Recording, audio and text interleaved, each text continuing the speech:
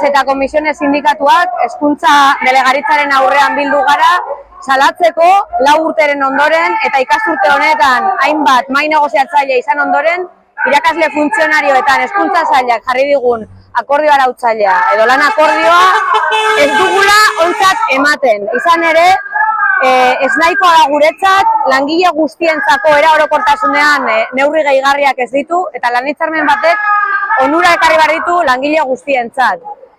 Mailan jarri dituzten hobekuntzak guretzat ez nahikoak dira, eta bereziki neurri gehiago eskatzen dizkiegu lanzamak langile guztiei jeisteko, erretiroari lotutako neurri gehigarriak eta gazteberritze neurriak langile guztiei eragiteko, eta guretzat larriena ordezko irakasleen egoera. Atzera pauso batzuk, hezkuntza sailak gaur egun egiten dituen atzera pauso batzuk lan hitzarmenean txertatu nahi ditu. Gainera, Jaurlaritzak galdu dugun erosa ahalmena berreskuratzeko oraindik orain ez du inolako borondate politikorik. Hortaz, hemen gauden sindikatuak elkarrekin mobilizatzeko bideari ekingo diogu. Gora langileon borroka!